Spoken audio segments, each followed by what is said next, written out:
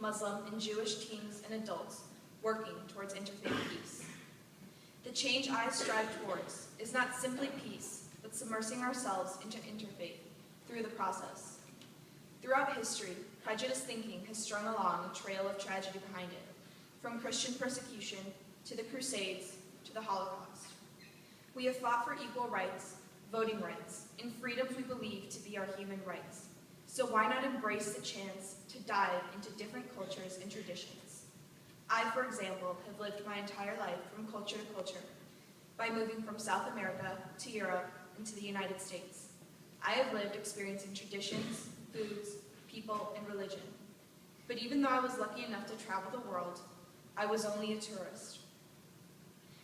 Regardless of where I lived or how long I've lived there, I was never truly accepted. I grew up from culture to culture, but due to prejudiced thinking, I was only able to experience the world from the outside looking in. Doesn't that qualify as an injustice? I seek to venture into service for peace through the eyes of Muslims, Christians, and Jews, but also into traditions that sadly most people never have the fortune of being exposed to. As said best by George Santayana, those who forget the past are doomed to repeat it. I believe that through interfaith education, we can bring peace to the world. We as teenagers and followers of Christ are called to be the change. By service, we not only help those desperate for our aid, but we learn how one small sacrifice from our part can make such a life-changing difference for others. For example, sacrifice 22 cents and you can feed one child a meal.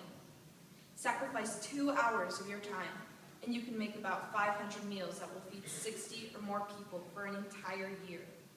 A simple 2 hours can save a life. Service, however, is more than helping out the needy. It is taking a stand for a cause by bringing not only peace, but justice. We as Catholics must serve as leaders in bringing the Abrahamic faiths together so that we may prevent events of hate such as September 11th. It is not our place to judge or exclude, but to welcome. We can do so by attending events sponsored by Children of Abraham Coalition, which not only invites us to meet other people of the Abrahamic faiths, but to learn more about them as individuals and to work with them towards a better world. Grasping to erase the boundaries set by those before us, and hoping that learning from such a horrid past will strengthen us as we fight against the previous catastrophes from echoing their hardships into the present, I honor the traditions of all Abrahamic faiths. It is not only our duty to help the poor and the hungry, but to work towards a more united and peaceful world. We have all experienced tragedy, whether we have seen it or heard it. We cannot let events like September 11th occur again. You are probably thinking, what can I do? It was not my fault. We are all responsible for the actions we make, and we must live with the consequences. Your actions do affect others. Perhaps the kid you bullied today bullies another kid tomorrow, and so the chain reaction occurs. To prevent events such as September 11th or the Holocaust, we have to stop labeling people and grouping them by race, ethnicity, color, or even religion. Because as we have learned from the consequences of others, such thinking leads to a disruptive balance which eventually causes separation.